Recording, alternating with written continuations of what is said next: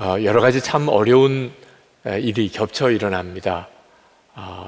호우 뉴스를 듣는 것 자체가 가슴이 덜컥덜컥 내려앉을 만큼 엄청난 사건들이 되어 있는데, 바이러스 감염증은 여전히 계속 멈추지 아니하고 확산되는 추세이고, 경제적인 어려운 위기가 눈앞에 이렇게 다가오고, 또 성도들의 여러 가지 개인적인 형편도 말할 수 없이 어려움이 많습니다. 자, 이와 같은 때에 성령의 충만함이 정말 필요한 때입니다. 우리 예수 믿는 사람은 우리 안에 성령께서 하나님이 계신 겁니다. 세상보다 크신 하나님. 그러므로 우리의 삶 속에는 초자연적인 일들이 일어나게 되어 있습니다. 성도들이 모인 교회에 당연히 초자연적인 역사들이 일어나게 되어 있습니다. 도무지 믿을 수 없을 것 같은 사람이 믿게 되거나, 도무지 변하지 않을 것 같은 사람이 변화되거나, 도무지 끊을 수 없는 죄를 끊어버리거나, 기도를 통해서 병든 자가 고침을 받거나, 이런 역사들이 성도의 삶과 교회 안에 계속 일어나게 되어 있습니다. 성령께서 우리에게 하시고 싶은 말씀이 많습니다.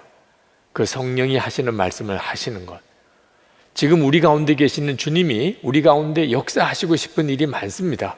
사람을 변화시키고, 그리고 병든 자를 고치시고, 이 모든 일들을 성령의 은사라고 그렇게 말을 합니다. 저는 우리 교회 안에 이런 성령의 은사가 풍성하게 일어나고, 여러분들이 다 성령의 놀라운 은사 체험도 하고, 또 그렇게 주님 앞에 쓰임 받게 되기를 진심으로 축복합니다.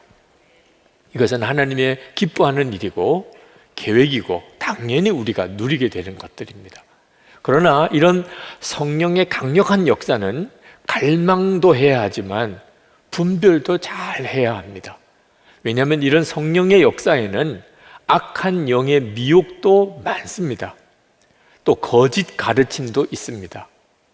그래서 수많은 이단들도 이런 어떤 영적인 역사를 통하여 일어나기도 했었습니다. 고린도 교회는 성령의 역사가 굉장히 강하게 일어나는 교회였습니다. 방언, 예언 이런 건 자연스러웠고 여러 가지 많은 은사가 있었습니다. 그런데 고린도 교회는 굉장히 영적으로 혼란스러웠습니다. 그러니까 영적인 강력한 은사도 우리에게 필요하지만 분별이 너무너무 중요하다는 거죠. 그래서 사도 바울이 고린도전서 14장을 쓰고 있는 겁니다. 고린도 교회 안에 일어났던 이런 영적인 혼란의 중요한 원인 중에 하나는 방언 문제 때문입니다. 여러분들도 방언을 사모하는 분들이 많으실 텐데, 방언이라는 것은 우리 안에 계시는 성령께서 우리를 통하여 말씀하시고 또 기도하게 하시는 일을 방언이라고 말을 합니다. 방언은 성경에 보면 두 가지 형태가 나오는데, 하나는 사도행전 2장 4절에 성령이 오순절 마가다락방에 임했을 때, 그때 외국어, 배우지 않은 외국어를 말하게 되는 경우를 방언이라고 말합니다. 실제로 방언하시는 분들 중에 외국어를, 자기는 전혀 알지 못하는 외국어를 가지고 말하는 것, 기도하는 분들이 있습니다. 저희 교회에 계셨던 선교사님, 어느 분이라고는 보안상 제가 말씀을 드리지 않겠는데, 그분이 중국에서 사역을 하셨었습니다. 잠깐 한국에 와서 우리 교회에 사역을 하셨었는데, 한 번은 새벽 기도회 때 어느 부목사님이 방언으로 기도하는 걸 듣는데, 자기가 사역했던 중국의 그 지역에 있는 언어로 기도를 하시더랍니다. 그래서 나중에 물었대요. 그 언어를 아시느냐? 전혀 모르는 언어였습니다. 그래서 그 목사님 방언이 그 중국에 있는 그 지역에 있는 언어라고 말씀해 드렸다는 이야기를 들었습니다. 지금도 전혀 알지 못하는 외국어로 자기가 기도를 하는 일들이 있습니다. 또 고린도전서 13장 1절에 보면 천사의 말이라는 표현으로 나온 방언이 있습니다. 어떤 단어를, 어떤 의미가 없는 어떤 단어를 계속 반복적으로 말하는 것 같은 형태의 기도말이 있습니다. 보통 우리가 흔히 방언 기도라고 하면 대부분 다 그런 형태의 기도죠. 고린도 교회 성도들이 상당수가 그런 방언으로 기도를 했었던 것 같습니다. 어떤 의미인지는 알 수가 없지만 하나님께서는 들으시는, 성령께서 기도하게 하시는 어떤 내용이 담겨 있는 기도입니다. 그래서 방언으로 기도하면 기도가 힘이 생깁니다. 무슨 내용으로 기도하는지는 모르지만 기도 시간이 길어집니다.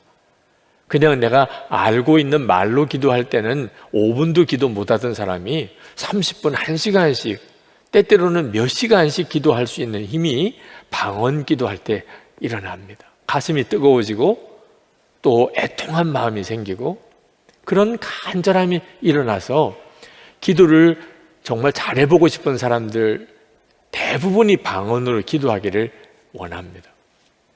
방언 기도는 하나님이 하시는 일이죠.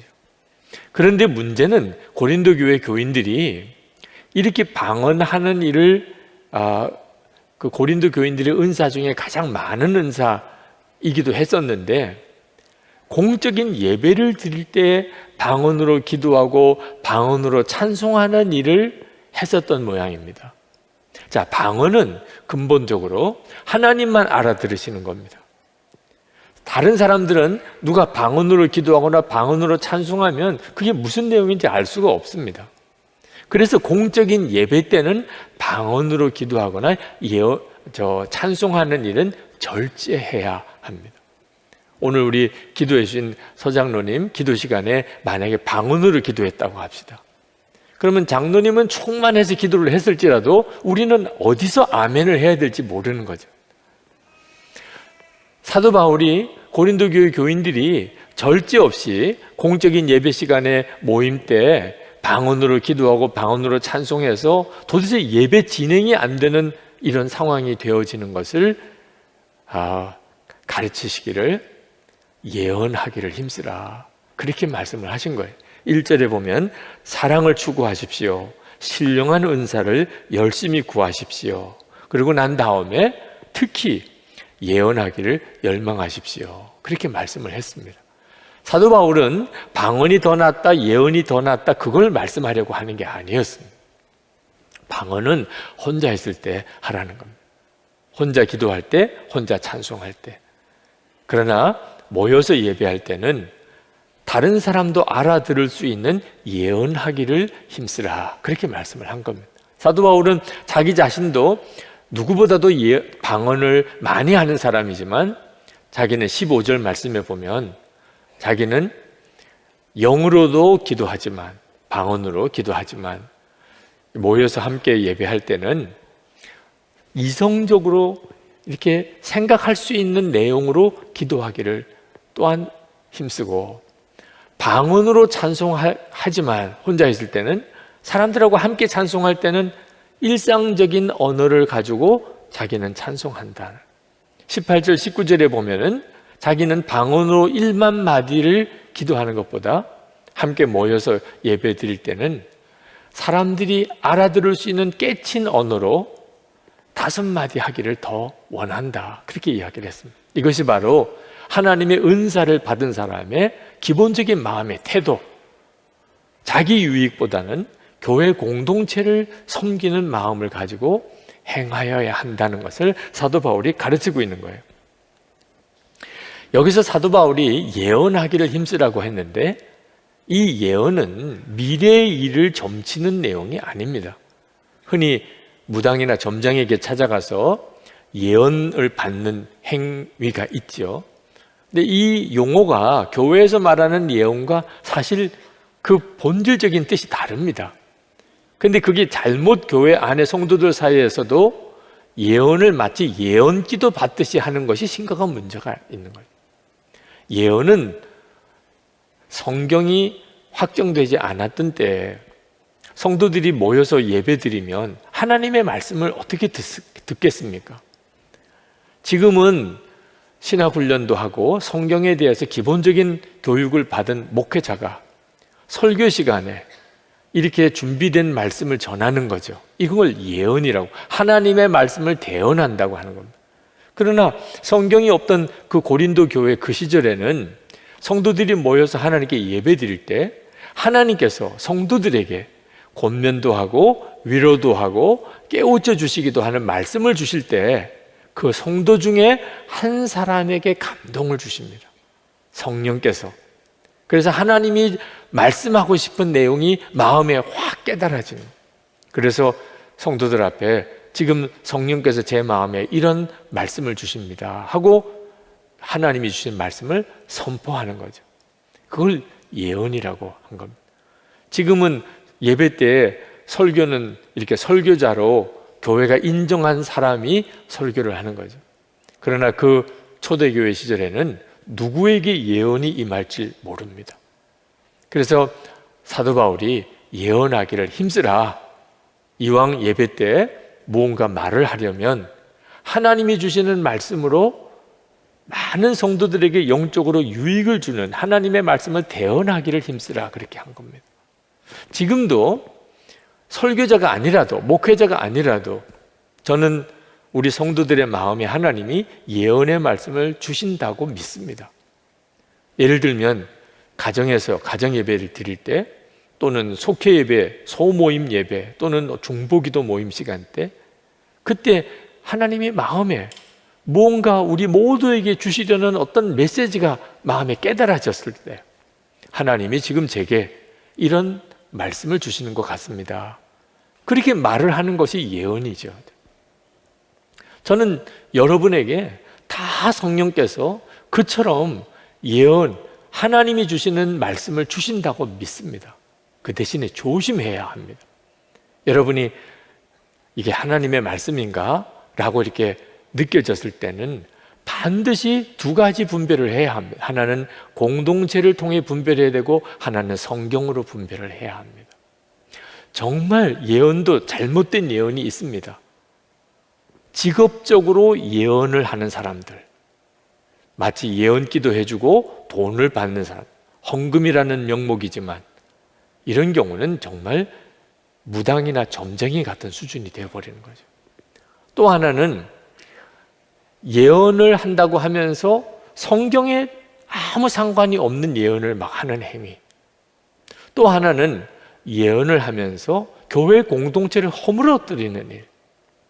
목회자의 분별도 받지 않고 교회를 어지럽게 만들고, 하나님이 내게 주신 말씀이니까 누구도 나에게 더 이상 이래라 저래라 말할 수 없다, 영적으로 교만해지는 사람. 이건 성령의 역사가 아닌 거예요. 성령님은 그렇게 하실 리가 없는 겁니다. 예언을 마치 점치듯이 어떤 사람의 미래를 말해주는 것처럼 그런 식으로 떠오르는 생각을 말하는 것, 이건 완전히 악한 영에게 미혹을 받는 거죠. 그리고 앞으로 되어질 미래 일을 하나님의 뜻을 알고 싶을 때 예언 기도를 받아서 문제를 해결하려고 하는 사람. 하나님은 분명히 하나님의 뜻을 성경에다가 말씀하셨는데 성경을 읽고 성경을 통해서 분별 받으려고 해야 되는데, 예언 기도 은사가 있는 사람 혹시 없나, 이런 식으로 태도를 갖는 것은 다 미혹을 받는 길인 것이죠. 정말 조심해야 합니다. 여러분, 하나님이 내게 어떤 말씀을 주셨을 때 그게 하나님이 주신 말씀인지 아닌지는 공동체를 통해서 분별 받을 수 있습니다. 고린도 후서 13장 13절에 보면 성령의 교통함이 있다고 그랬습니다. 어떤 사람에게 성령께서 어떤 말씀을 주셨다면 다른 성도들에게도 똑같은 성령이시니까 그 말씀이 성령이 주셨다는 공감이 형성되는 겁니다. 그래서 들어보고 기도해 보면, 아, 이분이 받았다는 하나님의 말씀이 진짜 하나님이 주신 거구나, 다 동일한 분별이 오는 거예요. 만약에 그게 동일한 마음이 안 온다면 그러면 하나님의 뜻이라고 주장하면 안 됩니다. 더 기도해야 되는 거예요. 그리고 반드시 성경으로 분별을 해야 합니다. 근데 성경을 함부로 해석할 수 없잖아요. 그래서 여러분, 성경 해설이 있는 성경도 요즘 많이 나오죠. 성경 사전 정도쯤은 반드시 가지고 어떤 말씀이 하나님의 뜻으로 제게 주어졌으면 그게 정확히 무슨 의미인지 꼭 성경 사전을 보면서 분별할 줄 아는 그런 지혜가 있어야 하고 반드시 목회자에게 최종적으로 확인을 해야 합니다.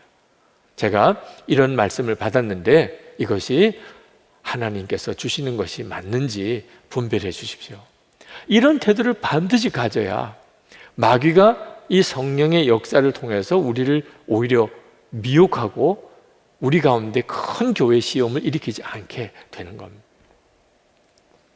여러분, 하나님께서는 우리 가운데 실제로 함께 계시고 그리고 우리를 통해서 역사하십니다.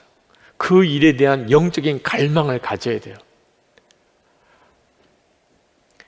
성령의 은사에 대해서 정말 귀하게 여겨야 되는데 그러면서도 미혹을 받지 않으려면 고린도전서 13장 13절에 말씀하신 것처럼 사랑이 으뜸이다. 가장 귀한 것은 사랑이다. 결론은 사랑이다. 이 자세를 분명히 가져야 합니다. 그런 사람이 영적으로 성숙한 사람이고 어른인 사람입니다. 20절에 보면 형제자매 여러분, 생각하는 데는 아이가 되지 마십시오. 악에는 아이가 되고 생각하는 데는 어른이 되십시오. 세상 악한 일에 대해서는 모르는 게 그건 잘하는 것이죠. 좀 어린애처럼 아무것도 몰라요. 세상 악한 것은. 그러나 영적인 역사에 대해서는 여러분은 정말 잘 알아야 합니다. 그 최고의 지식이 뭐냐 하면 사랑이 제일이라. 그 사람은 영적으로 이미 성숙한 사람입니다. 자, 그런데 오늘 이 설교를 하면서 제 마음에 답답한 것이 하나 있습니다. 그걸 여러분들과 좀 마지막으로 좀 나누려고 합니다. 오늘 이 설교가 자기에게는 왠지 영 해당되지 않고 거리가 먼 것처럼 느껴지는 사람이 많을 거라는 겁니다. 자, 방언, 예언, 이거 조심스럽게 해야 된다. 항상 주님을 바라봐야 되고 그리고 공동체를 먼저 생각해야 한다. 은사도 절제를 해야 한다. 자, 이런 사람은 어떤 사람이 해당되는 겁니까? 실제로 그런 은사가 있는 사람, 방언도 하고 예언도 하고 그런 은사가 굉장히 강하게 나타나는 사람에게는 해당되는 설교지요. 나는 방언도 못해요. 나는 예언이라는 건 꿈도 못 꿔요. 나는 성령의 은사가 내게 있는지 자체를 모르겠어요. 이런 사람에게는 이 설교가 무슨 의미가 있겠습니까? 게다가 또 오늘 설교를 듣고 야, 그 방언, 예언 그거 참 골치 아픈 거네. 그거 조심해야 될 거고 그거 뭐 별로 안 받는 게 차라리 낫겠네. 이렇게 또 은혜 받는 분들이 계실까 봐 걱정이 되는 겁니다. 여러분, 이 고린도전서 14장은 기본적으로 방언이나 예언이나 이런 은사가 굉장히 강하게 나타나서 좀 절제를 시켜드릴 필요가 있다. 좀 교회 공동체를 생각해서 좀 조심할 건 조심하고 좀 다스릴 것은 다스리세요. 이런 분위기를 전제로 하고 드리는 말씀입니다. 그 말은 무슨 뜻이죠? 기본적으로 성령의 은사가 강하고 성령의 충만한 역사가 일어나는 것이 지극히 정상적이라는 거예요. 그게 너무 지나쳐서 오히려 절제를 시켜드려야 될 정도로 그렇게 조심시켜 드려야 되는 것이 필요하다는 거예요. 근데 은사도 없어요. 나는 방언도 못해요. 나는 예언도 못해요. 나는 아무런 은사도 모르겠어요. 이런 사람은 지금 내가 정상적으로 신앙생활 하는 게 아니구나 하는 사실을 깨달아야 되는 거예요.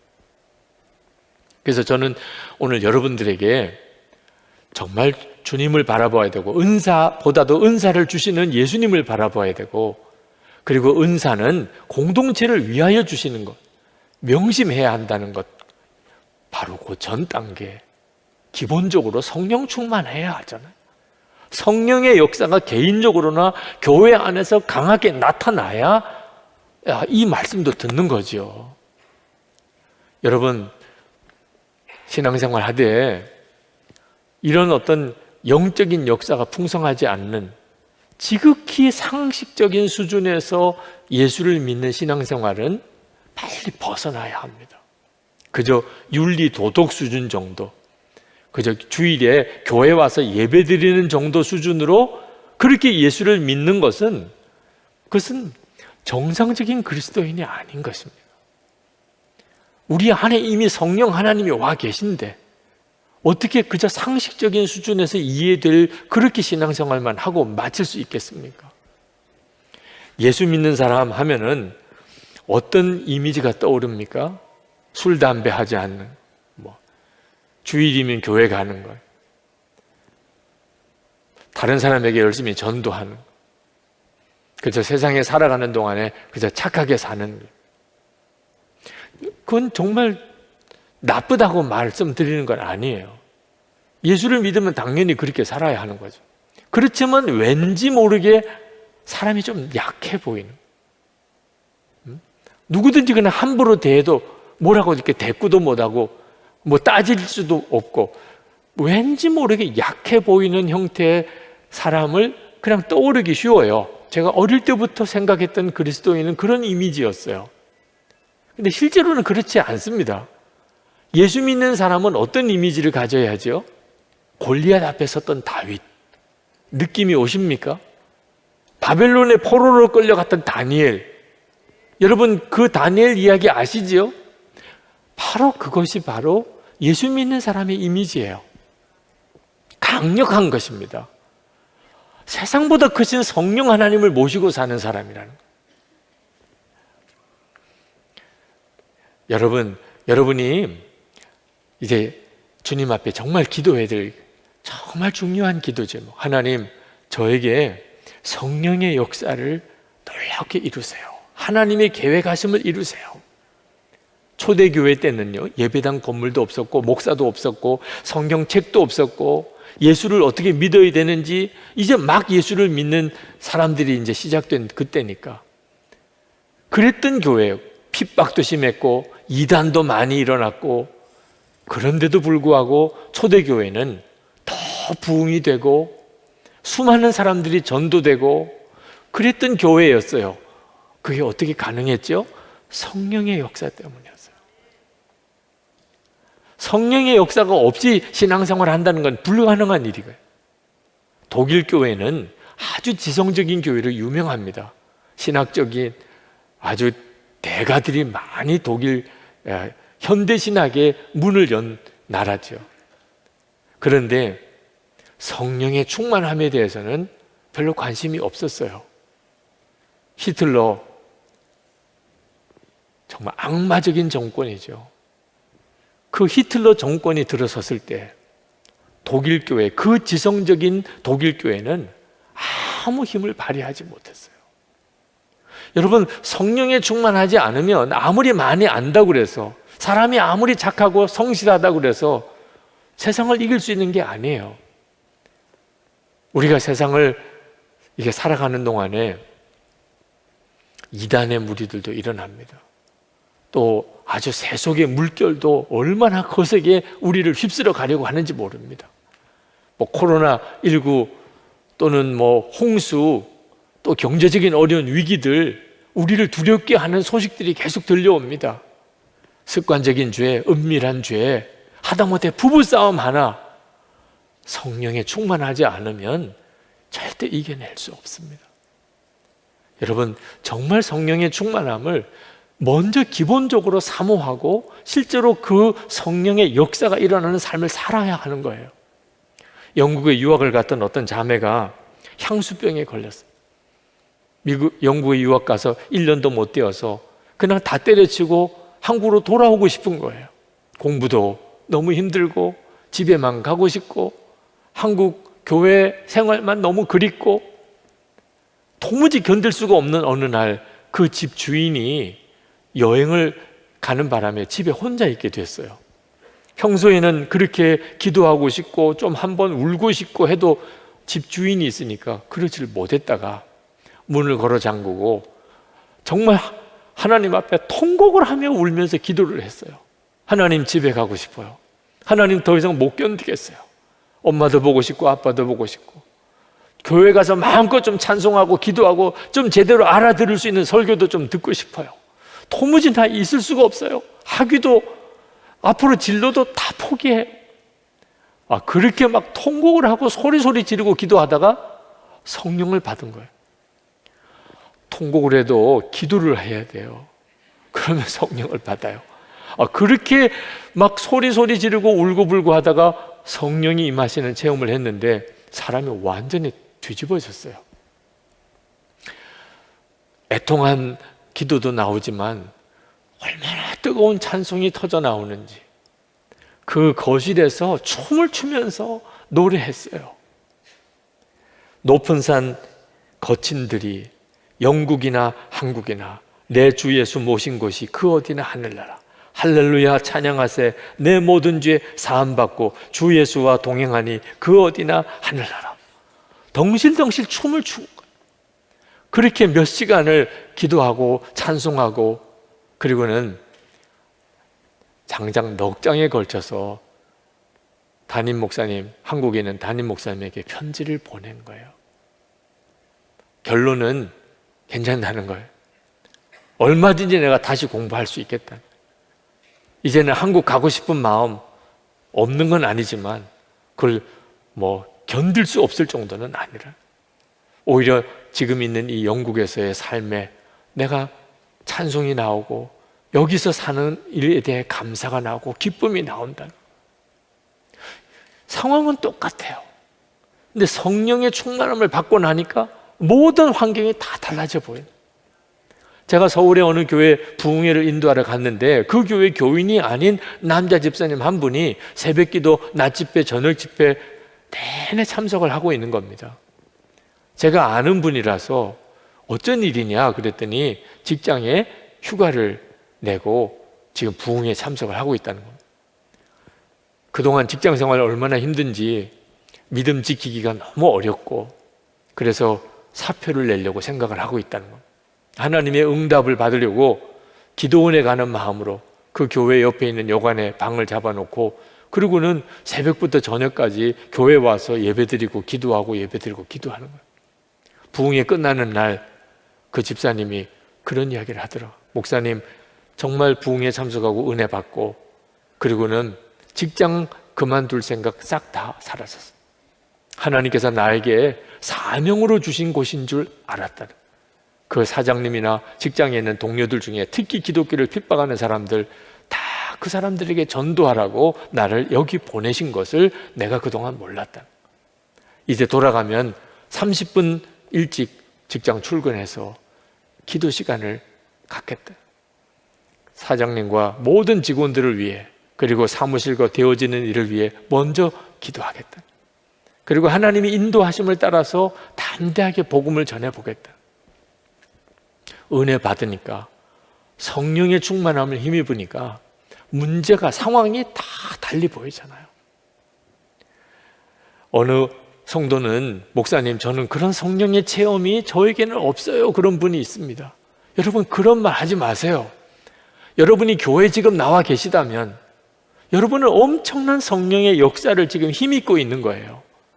여러분이 교회를 나오는 것만 가지고도 그냥 나오는 게 아닙니다. 여러분 안에 오신 성령께서 여러분을 오늘 이 자리까지 이끄신 거예요. 지금 영상으로 이 예배 드리시는 분들도 성령께서 여러분 안에 이 시간에 영상으로 이 예배를 드리게 하시는 거예요.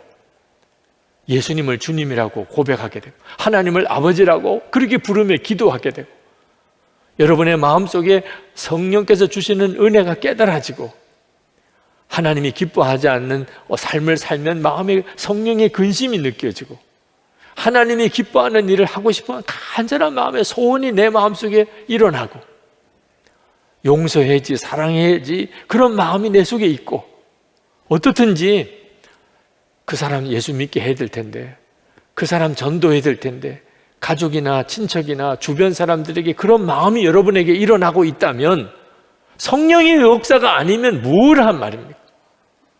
여러분 안에 성령님께서 지금 얼마나 강하게 역사하는지 여러분 스스로가 아셔야 돼요.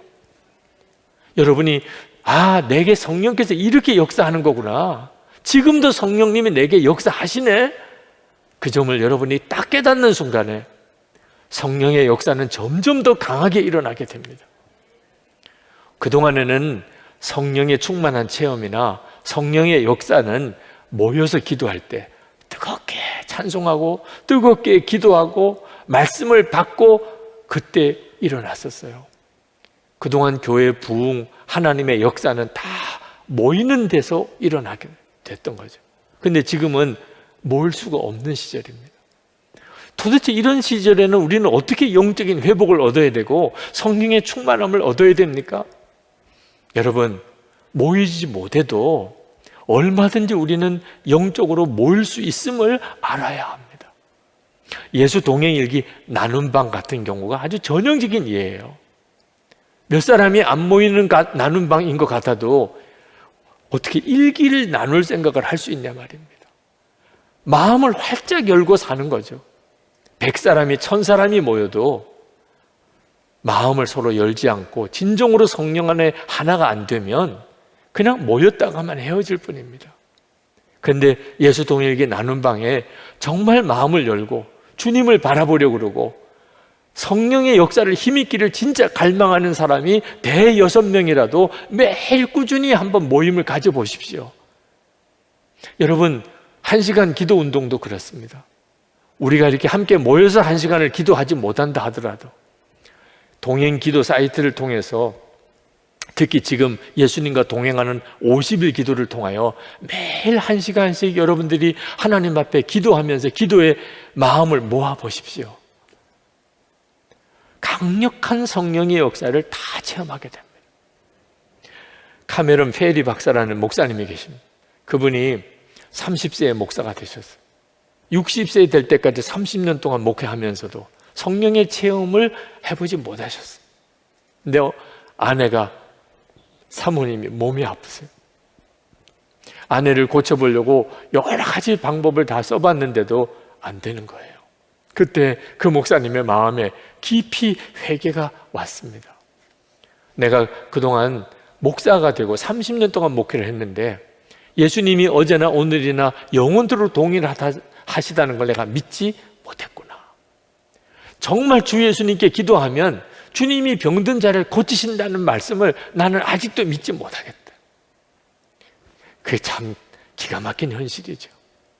네, 이런 믿음이 하나님이 기뻐하는 믿음이 아니라는 걸 알았어요.